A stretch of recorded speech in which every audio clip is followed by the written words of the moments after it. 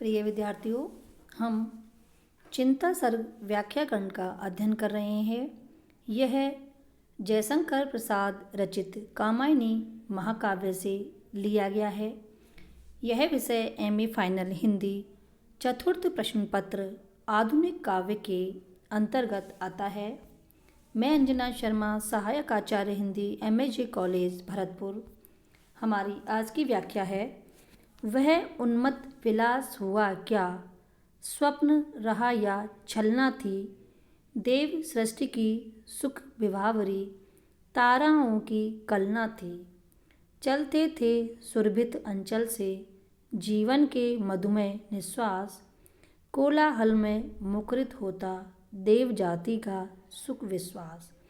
सुख केवल सुख का वह संग्रह, केंद्रीभूत हुआ इतना, छाया पथ में नभ तुषार का सघन मिलन होता जितना।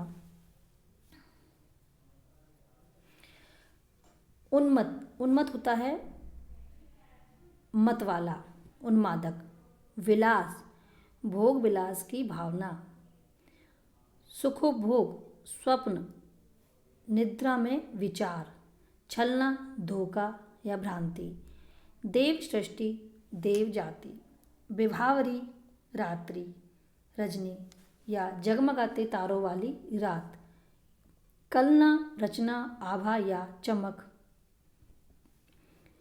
प्रस्तुत छंद में मनु कह रहे हैं कि आज वही दुख का सागर घोर गर्जना करता हुआ देवों के सुखों पर ऊंची ऊंची लहरों के रूप में उमड़ रहा है। मनु देवों के वैभव विलास के बारे में विचार करते हुए कहते हैं, वह उन्मत्त विलास हुआ क्या, स्वप्न रहा या छलना थी। अतीत की वे काम कीड़ाएँ क्या हुईं, क्या वह मिथ्या स्वप्न था अथवा कोई मोहक भ्रांति थी। देव सृष्टि की सुख विभावरी, ताराओं की कलना थी। जब देव जगमगाते तारों वाली रात में तरुण बालाओं के साथ सुखपूर्वक रमण किया करते थे, उन्हें कभी ग्रहण करते थे और कभी छोड़ देते थे। उसे देखकर आकाश की छूटती और ग्रहण की जाती हुई तारिकाओं का भान होता था। प्रस्तुत छंद में स्मृति, चिंता, दैन्य, विषाद, आवेग और सुख के भाव अभिव्यक्त हैं। वह उन्मत्त विलास छलना थी में स्वप्न और छलना का संदेह किया गया है, अतः यहाँ पर संदेह अलंकार का कवि के द्वारा प्रयोग हुआ है। देव सृष्टि कलना थी में रजनी में अगणित ताराओं के समान ही देवों के सुख की अपारता बतलाई गई है। चलते थे सुरभित अंचल से जीवन के मधुमय निश्वास, कोलाहल में मुखरित होता देव जाति का सुख विश्वास। सुरभित यानी सुगंधित, सौरभित। अंचल, अंचल या धोती का आखिरी छोर या युवती का दामन। मधुमय, सुख के परिचायक। निश्वास, सांस या नासिका से निकला हुआ सांस।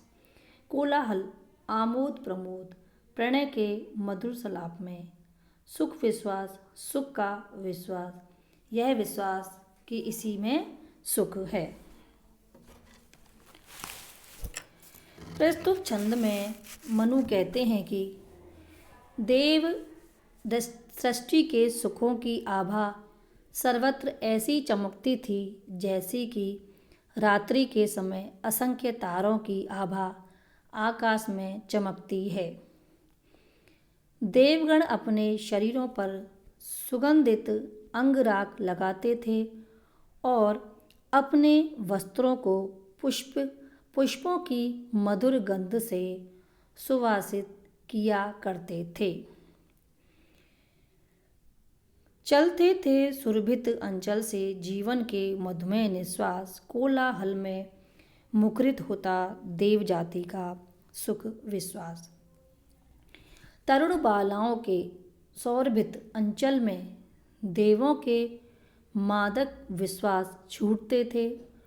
उनका विश्वास था कि प्रणय के मधुर संलाप में ही सच्चे सुख की प्रतिष्ठा है।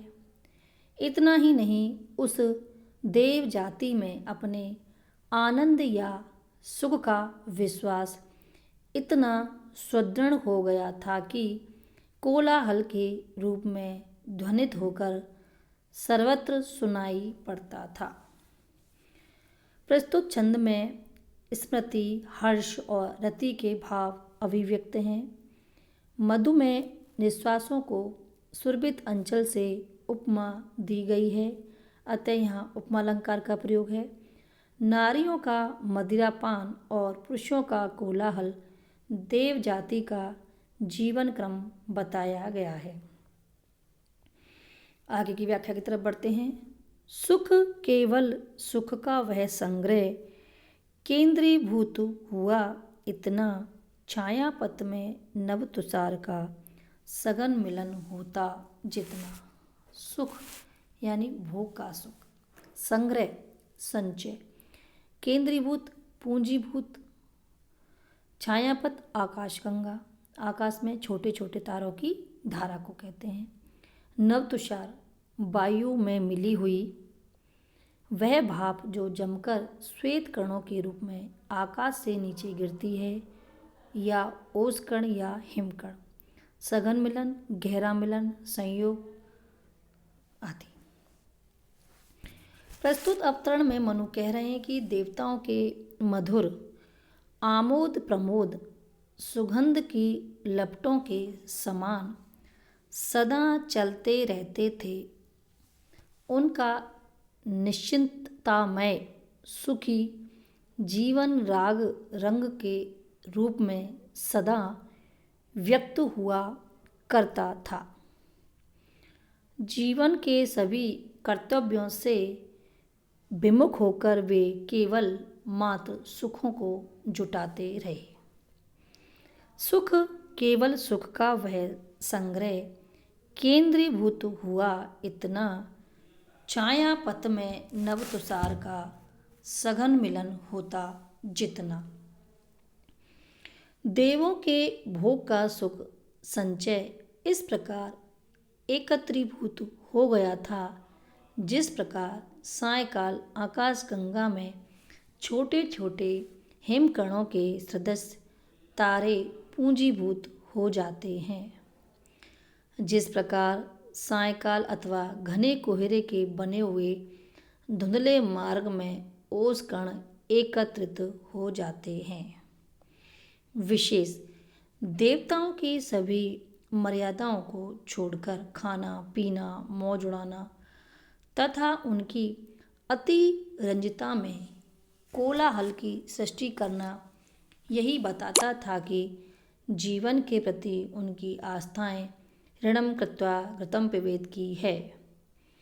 इस छंद में स्मृति, हर्ष और रति के भाव अभिव्यक्त हैं।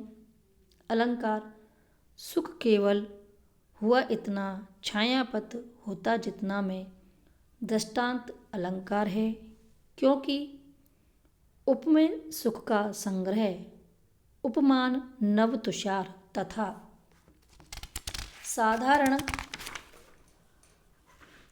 केंद्रीभूत होना व सघन मिलन होने में बिंब प्रतिबिंब भाव है, और सघन मिलन में छेकानुप्रास अलंकार का प्रयोग किया गया है। आगे की व्याख्या हम अगले वीडियो के अंतर्गत करेंगे। धन्यवाद।